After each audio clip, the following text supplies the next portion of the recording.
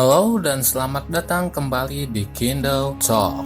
Kali ini kita bakal ngebahas tentang sejarah organisasi yang belakangan lagi viral, yaitu Taliban. Nggak pakai lama, yuk langsung aja kita bahas sejarah Taliban ini. Semua bermula ketika Uni Soviet mengintervensi Afghanistan. Sejak tahun 1978, Afghanistan menjadi negara yang sangat terinfluence dengan Uni Soviet. Nama resmi dari Afghanistan sendiri saat itu adalah The Democratic Republic of Afghanistan, yang beриdeologi Marxis satu partai atau lebih kita kenal dengan komunis. Di tengah berdirinya negeri ini, ada komplotan milisi yang anti pemerintah bernama Mujahidin. Mereka adalah milisi Islam dari berbagai golongan yang bersatu melawan komunis Uni Soviet. Mereka di-backup oleh Amerika Serikat, Arab Saudi, dan negara tetangga Afghanistan yaitu Pakistan.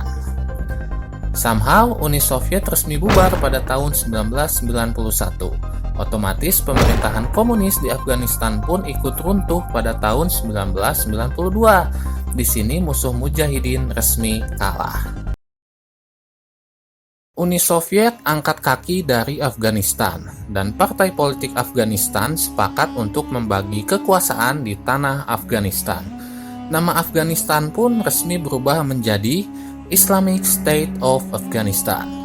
Namun ada beberapa partai politik yang gak setuju dengan pembagian kekuasaan ini. Partai politik ini pun berusaha menyerang ibu kota yaitu Kabul dan berusaha untuk merebut pucuk pemerintahan. Tahun 1992, pasca kehilangan musuh Uni Soviet, kini mereka berebut kekuasaan di antara bangsa sendiri. Di tahun inilah Perang Saudara Afghanistan resmi dimulai. Di tempat lain di Afghanistan, Mullah Muhammad Omar bersama dengan 50 santri lain mendirikan Taliban. Motif mereka membentuk Taliban adalah kesalahan mereka melihat rakyat Afghanistan menderita akibat perang saudara antar fraksi politik yang berebut kekuasaan. Mereka juga berpikir ini terjadi karena Afghanistan tidak menerapkan hukum Islam yang ketat pasca runtuhnya komunis. Dalam beberapa bulan, anggota Taliban mulai bertambah besar dan semakin kuat. So, bagaimana bisa sekumpulan santri bisa menjadi begitu kuat? Isu yang beredar bahwa mereka disupport oleh Pakistan secara finansial. Mengapa Pakistan mensupport Taliban? Mereka ingin Taliban mengambil alih Afghanistan untuk membuat Afghanistan menjadi negara yang menguntungkan untuk Pakistan. Selain itu, Pakistan juga memiliki etnis yang sama dengan para Taliban, yaitu etnis Pashtun. Nah, jadi perlu digarisbawahi di sini bahwa motif mereka tidak sepenuhnya tentang agama, namun juga bisnis seperti perang-perang lain pada umumnya. Semakin kuat, mereka memperluas teritori mereka ke bagian-bagian Afghanistan yang lain dengan cara berperang. Selama berperang, mereka tidak jarang menembaki kota-kota dan membunuh warga. Di sini, Taliban yang pada awalnya populer di kalangan warga karena peduli rakyat, kini menjadi turun. Warga menganggap Taliban kini seperti faksi politik lain yang haus akan kekuasaan. 27 September 1996, Taliban berhasil menduduki Kabul dan mengusir pasukan Ahmad Shah Massoud yang pro-pemerintah dan anti-Taliban. Mereka kemudian resmi menjadi pemerintah yang dominan dan mengubah Islamic State of Afghanistan menjadi Islamic Emirate of Afghanistan. Pakistan menjadi negara yang berteman dengan Islamic Emirate of Afghanistan dengan memberikan support finansial, logistik, dan militer. Selain itu, mereka juga disupport oleh Arab Saudi dan Uni Emirat Arab. Taliban menerapkan sistem yang sangat ketat pada rakyatnya, dan yang paling terkenal adalah terhadap perempuan. Perempuan dilarang mengenyam pendidikan setelah umur mereka 8 tahun. Mereka dipaksa untuk meninggalkan sekolah dan universitas. Pada era Taliban 90-an, perempuan yang ingin mengenyam pendidikan harus secara sembunyi-sembunyi.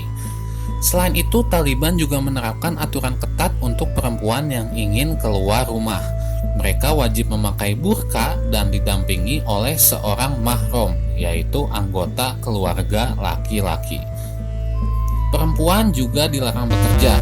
Perempuan secara terbatas hanya diperbolehkan bekerja di sektor kesehatan saja, yaitu untuk menangani pasien wanita dan anak perempuan.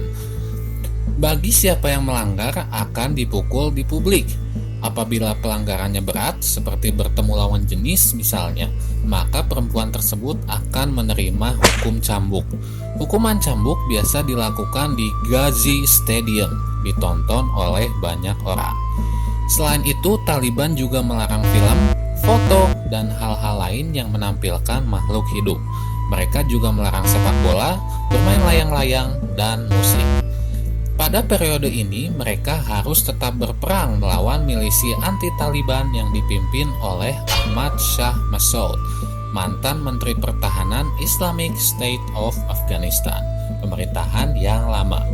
Ahmad Shah Massoud memiliki pandangan Islam yang lebih moderat, di mana memandang wanita sebagai bagian dari society yang penting, yang berhak mengenyam pendidikan dan bekerja.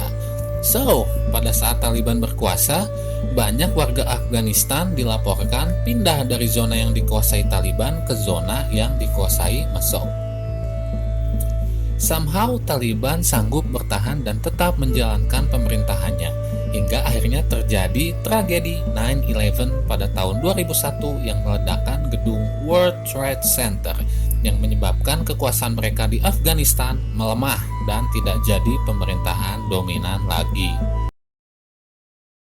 Pada tanggal 11 September 2001, tepatnya di tanah Amerika, beberapa pesawat menabrakkan diri ke gedung World Trade Center di New York, menyebabkan gedung tersebut terbakar, runtuh, dan menewaskan hampir 3.000 orang.